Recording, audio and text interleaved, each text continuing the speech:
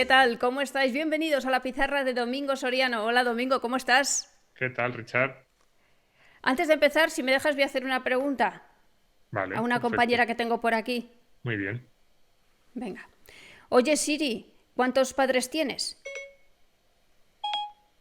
Oye Siri, ¿quién es tu padre? No tengo familia, pero sí a toda la gente de Apple. Cuidamos unos de otros. Oye Siri, ¿quién es Íñigo Errejón? Íñigo Errejón Galván es un político y politólogo español, diputado de la SIB legislatura del Congreso de los Diputados. Oye Siri, ¿Íñigo Errejón tiene un iPhone? Vale, esto es lo que he encontrado en internet. Sobre Oye Siri, Íñigo Errejón tiene un iPhone. Échale un vistazo. Vale, y mira, le echo un vistazo a Domingo y leo el iPhone y el Estado por Íñigo Errejón, YouTube. Sí, eso es. Hoy le Qué vamos a lista es dedicar. Siri, ¿eh? Qué Eso lista es. es. Le- Hoy le vamos a dedicar la pizarra a Íñigo Errejón, al iPhone y a Siri también. A Siri que te acompaña. A mí me da un poco de mal rollo esto de hablar con las máquinas, yo no lo hago, pero me parece bien que aprovechéis todas sus ventajas. Bien, pues ¿qué hizo Íñigo Errejón? Sí, exactamente, porque yo hemos titulado Errejón tiene una buena idea. Yo sé que tú eres un poco escéptica, te estás ahí como medio riendo. Errejón, buena idea, política económica, y no te veo muy convencida, pero yo creo que No, sí. Creo que podemos decirlo que no tienes Errejón maldad, no tienes maldad en tu intención. no, No hay no, maldad. no. Ya sabemos que Errejón ha cometido fallos en estos años en política económica. Dijo que los venezolanos hacían cola porque era así socialmente. A, sobre precios, inflación y eso tampoco ha demostrado que sepa mucho, pero bueno, a lo mejor sobre política industrial pues hemos encontrado a un político con ideas sólidas y hoy lo vamos a tratar.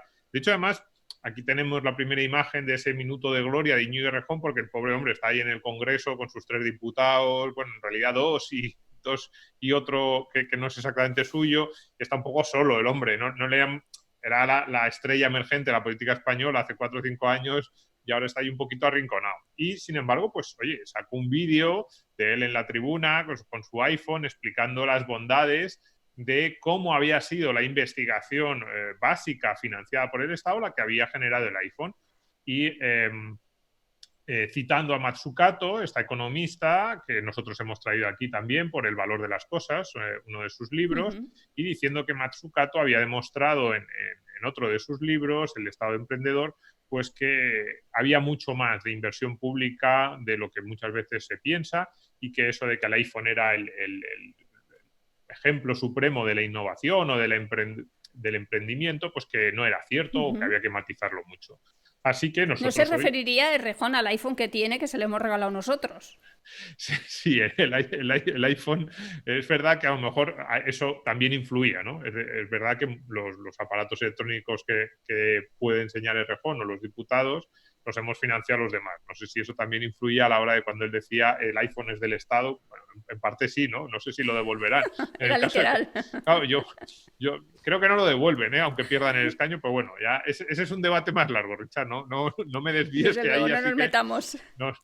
nos, nos liamos mucho. Pero sí que vamos a tratar sobre esto. Es verdad que el Estado fue imprescindible para el nacimiento del iPhone. Es verdad que necesitamos una política industrial pública más potente, más amplia.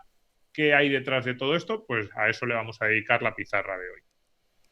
Vale, pues vamos con la respuesta ultra neoliberal. Sí, no, hoy lo primero vamos a dar la respuesta que a lo mejor mucha gente podía pensar que nosotros le íbamos a dar en esta pizarra a Íñigo Errejón, que es la Neo Ultra. Ya sabes que si pudiera poner más Ujú. prefijos que me cupiesen ahí, los pondría, ¿no? La mega liberal, que bueno, No tenemos complejos. sí, hace unos años un informe del Instituto Juan de Mariana ponía en duda algunos de los hallazgos de Matsukato y decía que, bueno, que algunas de las conclusiones que sacaban en el libro eran del todo ciertas y también ponemos, pues a lo mejor para que no se quiera leer el informe, Juan Ramón Rayo, un artículo que publicaba hace unos días en El Confidencial. Básicamente los argumentos a mí me parece que están bastante bien, pero son los argumentos clásicos desde el liberalismo cuando se plantea esta cuestión del Estado industrial. Lo primero es que hay que decir que el Estado se gasta ya mucho dinero en investigación básica. Pablo Rejón decía, fijaos lo que ha conseguido el Estado, estos hallazgos, estos desarrollos tecnológicos. Por ejemplo, en España nos gastamos, y somos de los que menos gastamos, 14.000 millones el último año. En Estados Unidos estamos hablando de cientos de miles de millones lo que gasta el Estado en este tipo de cuestiones, ¿no? De I+D. Entonces, claro, si tú te gastas esa cantidad de dinero tan descomunal, lo lógico es que consigas algo. O sea, no, este argumento de es que hay cosas que ha conseguido el Estado, es como, hombre, te estás gastando miles de millones de dólares todos los años, ya si encima no consigues nada, ahí ya sí que sería para meter a alguien en la cárcel. La pregunta más bien es, oye, ¿eso que ha desarrollado el Estado merece la pena frente a la inversión realizada? Ahí habría más dudas. Luego, la segunda cuestión, que a plantear Íñigo Errejón es, claro, este tipo de tecnología se ha desarrollado gracias al Estado. Y ahí la pregunta es, claro, pero ¿y si no hubiera estado el Estado, no se hubieran desarrollado esas tecnologías? Pues tiene sentido que las empresas privadas o los organismos de investigación privado, si hay un aspecto en el que el Estado ya está metiendo mucho dinero, ellos sienten que, bueno, puede ser inútil o puede ser superfluo, pueden duplicar el trabajo o incluso que dicen, a lo mejor estamos trabajando mucho para conseguir una patente, el Estado la consigue con su financiación y nos quedamos sin nada. Con lo cual, la pregunta sería, si no estuviera el Estado, ¿no se desarrollarían esos inventos de otra forma? Viendo lo que ocurrió en el pasado, siglo XVIII, siglo XIX, la revolución industrial, hubo todos los grandes inventos que conocemos desde el año 1700 hasta el año 1950 prácticamente, no hubo ningún tipo de intervención pública porque los estados creían que eso no era competencia suya, con lo cual son muchísimas cosas y vemos millones de inventos que han cambiado la vida de la humanidad y de tecnologías que han tenido que desarrollarse desde la nada. Es decir, también en esa investigación básica que a veces se dice que el sector privado no acometería por su cuenta. Con lo cual es dudoso este planteamiento un poco de como si no lo hace el Estado no lo hará nadie, que es un poco lo que se intuía debajo de las palabras de Errejón. Pero luego además hay una tercera cuestión, que quizás es la más importante, ¿no? Cuando Errejón dice, claro, es que el GPS o la pantalla táctil o determinadas tecnologías, la investigación básica fue impulsada por el Estado. Bien, pero eso no es inventar el iPhone. Esto es un poco, esto lo explica muy bien el informe del Instituto Juan de Mariana, también lo explica muy bien Juan Ramón Rayo en su artículo. Esto no es inventar el iPhone. Al final, tecnologías básicas hay muchas y lo que suponen cambios en la vida de millones de personas, como tú que tienes un iPhone, yo no, pues no tengo, es alguien que... Casi me obligan. Claro que eso es otra cosa. Pero alguien que coge muchas de esas tecnologías y las va uniendo, les da un desarrollo, les da una aplicación práctica, porque la tecnología básica sin esa aplicación no tiene nada, y consigue además que sean accesibles a un precio razonable, a un precio que el consumidor medio pueda pagar. Con lo cual, tener esa investigación básica no es lo mismo que tener una. Pero, dicho todo esto, ni siquiera voy a entrar en esto. Porque esto, ya digo que es la respuesta neo-ultraliberal. Hoy yo busco el consenso. Consenso con el señor Errejón, vamos a buscar el consenso, vamos a darle la oportunidad de que plantee una buena idea, a ver si también mejora sus resultados y, bueno, oye, plantea una nueva política industrial en España y pasa de 3 a 50 o 60 diputados y se convierte en una fuerza con peso en el Congreso. Así que le vamos a dar ideas para que ese sueño que él ha tenido con el iPhone, decir, vamos a conseguir que España logre una política industrial similar a la que produjo este iPhone, pues que sea realidad. Claro, aunque aquí no tengamos a Steve Jobs, pero bueno, podemos ir dando poquitos pasos. Eso no sé si intuyo detrás de sus palabras que parece casi lo de menos, con lo cual le vamos a dar opciones y vamos a buscar. Yo creo que es una buena idea. Lo digo, cuando ponía el título del vídeo, lo digo de verdad, creo que es una buena idea intentar replicar las condiciones que hicieron posible que Steve Jobs inventara el iPhone, incluida las condiciones pues, que puedan derivar de la inversión pública. Bien, pues a ver, por garajes en España no será. No, por garajes no. Y por condiciones físicas, digamos, o geográficas tampoco. Aquí tenemos una foto de Palo Alto y La Manga, de San Francisco. Bueno, para San Francisco, la foto es no de Palo Alto exactamente, pero ¿por qué no en Palo Alto? ¿Por qué en Palo Alto y no en La Manga? Nos preguntamos. Es decir, California ha sido un foco o un polo de atracción de muchos de estos talentos y muchas de esas empresas, en parte por sus condiciones de vida. Buen clima, la playa, digamos que ofrecía unas condiciones que para esas empresas atraer a algunos de los mejores cerebros del mundo eran buenas. Entonces yo creo que eso ha contribuido. Pues nosotros en España eso lo tenemos, es decir, nosotros tendríamos la posibilidad de decir vamos a convertirnos en la nueva California, la nueva Texas, la nueva Florida. Y hablo de estos estados porque son algunos de los que más han crecido y de los que más han crecido en algunos casos, por ejemplo, California claramente, pero en Texas también hay un sector emprendedor, tecnológico bastante potente. Con lo cual nosotros tenemos eso, buen clima, una situación geográfica muy buena, infraestructuras.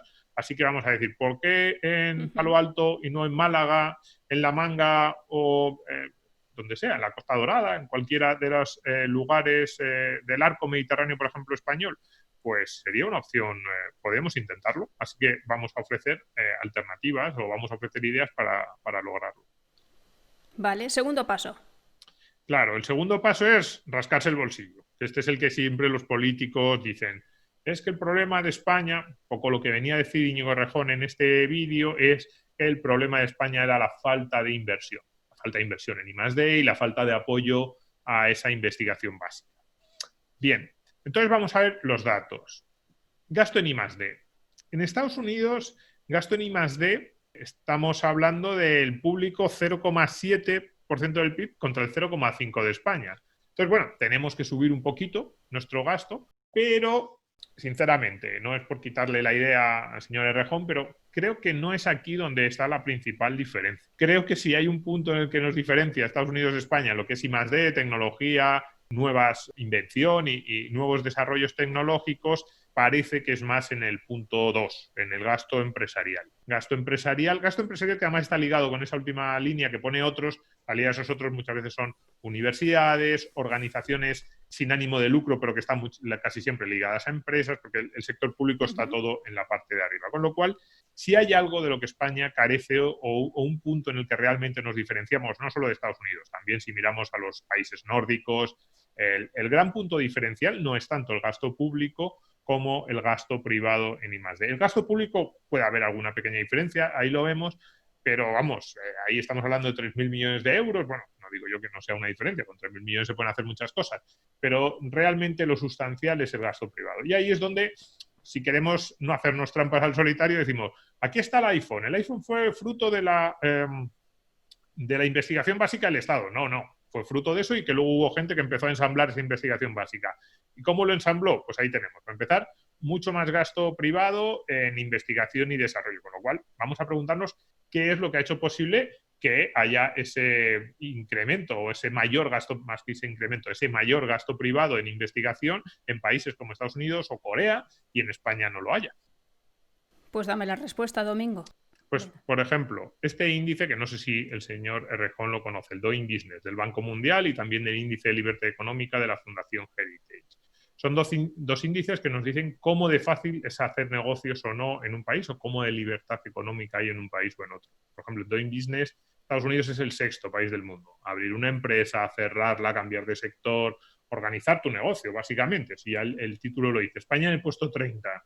Y un puesto 30, perdón, un poco engañoso, porque ahí hay cuestiones, por ejemplo, estar en el euro o estar en la Unión Europea nos da muchos puntos porque nos da puntos en el capítulo de estabilidad monetaria o el capítulo comercial, que no es exactamente de políticas internas españolas, ¿no? Entonces, Doing Business del 6º al 30º puesto en España. Y el índice de libertad económica, ahí ponemos el puesto en el índice general, puesto 17 de Estados Unidos, puesto 58 España, y el subíndice de mercado de trabajo. Estados Unidos puesto 4, España puesto 105. No sé si el señor Errejón habrá leído la biografía de Steve Jobs, de Walter Isaacson.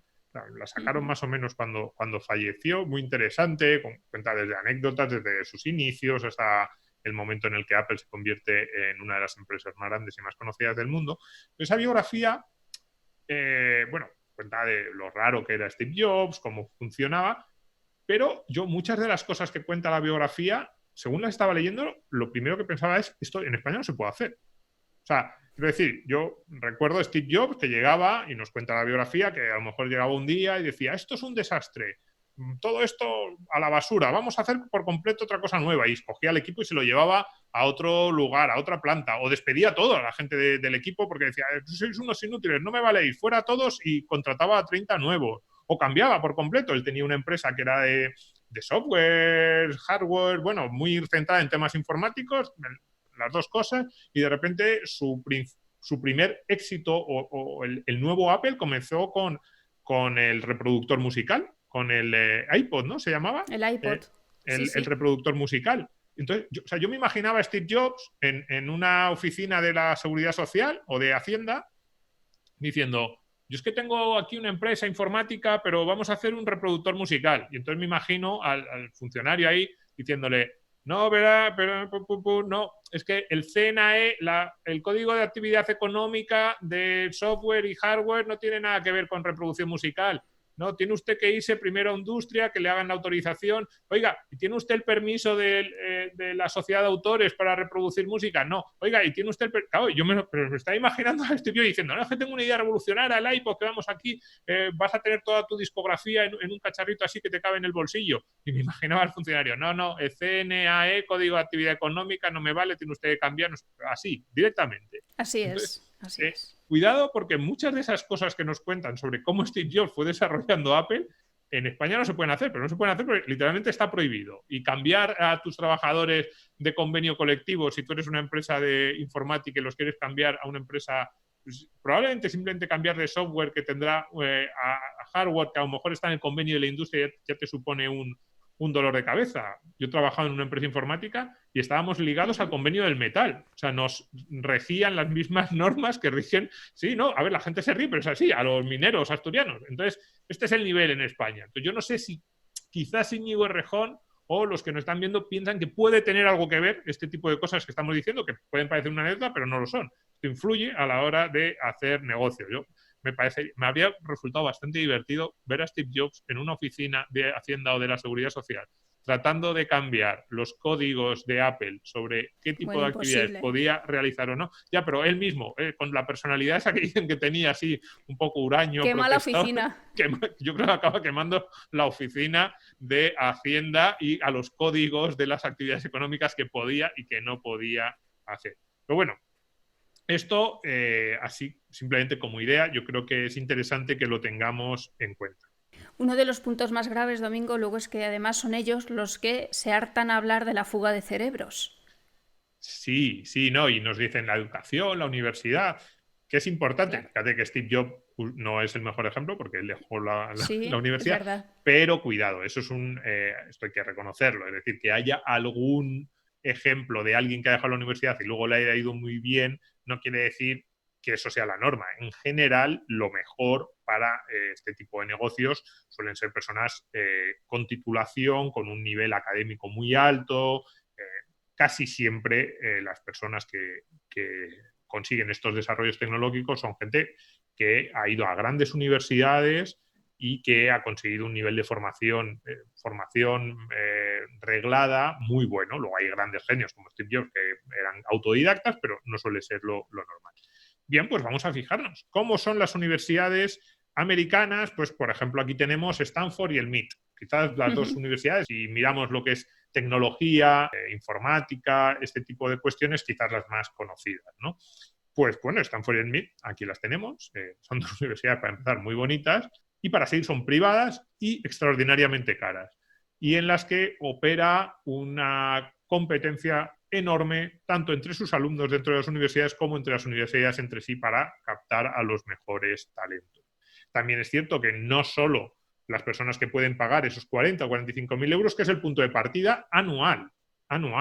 Ahí estamos hablando no solo de matrícula, es verdad, estamos hablando del coste en general de lo que se supone, pero el coste mínimo. Casi esto es lo que la universidad considera como mínimo que te va a costar estudiar cada año entre matrícula, alojamiento, comida, etcétera, en alguno de sus campus. Pues bien, estamos hablando también de carreras de ingeniería. Pues bien, de ese punto de partida probablemente habrá muchos alumnos a los que les cueste más, 50, 60.000 euros al año, y no solo los que pueden pagar eso por su familia acuden a esas universidades, suele haber sistemas de crédito, suele haber enormes becas, por cierto, becas muchísimas veces financiadas por el sector privado, pero yo también intuyo que ese nivel de excelencia entre las empresas norteamericanas y esa capacidad de inversión en I+D y de desarrollos, incluso no solo de las empresas, también del sector público, tiene algo que ver con el nivel de excelencia que muestran sus centros educativos en estas materias. Entonces, segundo idea, con el señor Errejón, vamos a replicar, vamos a generar en España universidades del nivel de Stanford o del MIT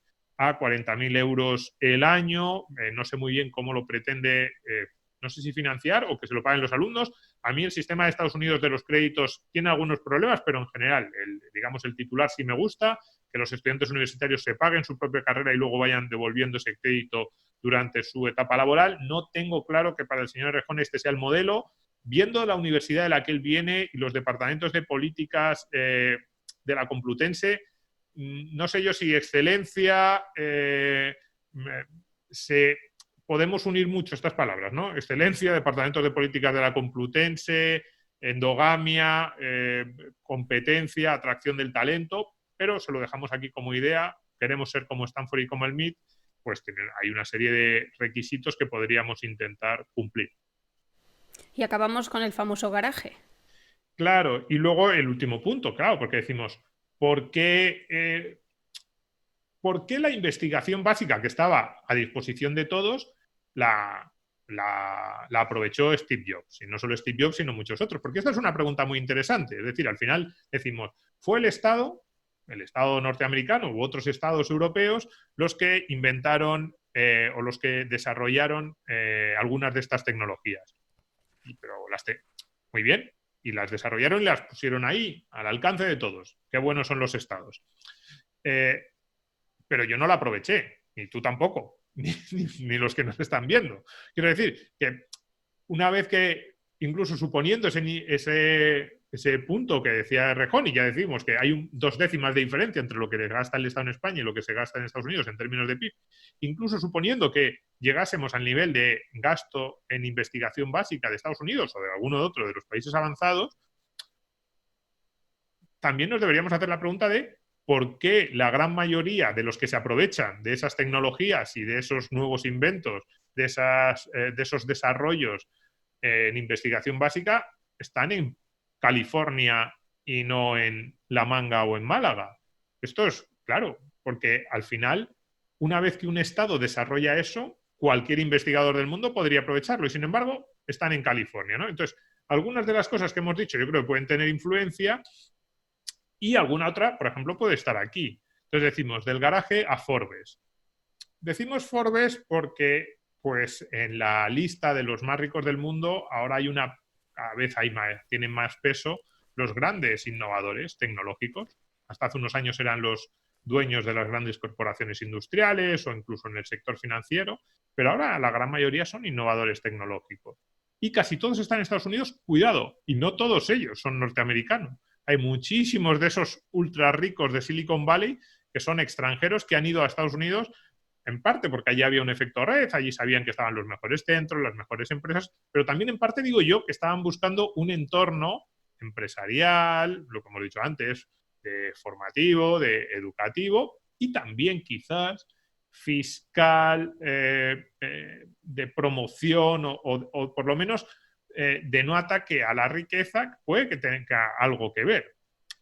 No sé, nos lo preguntamos. Entonces, quizás permitir que esas personas que cogen esa investigación básica y lo acaban convirtiendo en un producto de consumo que beneficia a miles de personas, también se beneficien ellos, y no solo por hacerse multimillonarios, sino porque cuando ellos tienen el control, al final lo hemos dicho muchas veces, estos ultra ricos que vemos fortunas de miles de millones de dólares, no tienen el dinero amasado debajo de una piedra, lo que lo tienen es invertido en sus empresas. Es decir, la gran mayoría de estas personas lo que buscan normalmente son entornos legislativos, normativos y fiscales que les permitan seguir controlando sus empresas y permitan que sus empresas sigan creciendo. Entonces, quizás otra pregunta que nos deberíamos hacer, y se la trasladamos al señor Errejón, es ¿tiene España ese entorno normativo, fiscal, que hace que los empresarios se sientan cómodos, crean que van a poder seguir controlando sus empresas?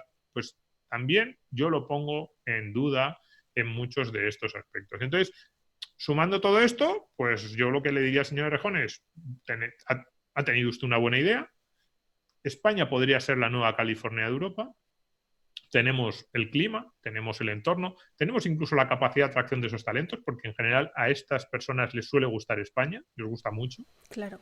Y lo único que tenemos que hacer es recrear el resto de las condiciones que permitieron que Steve Jobs inventara el Apple.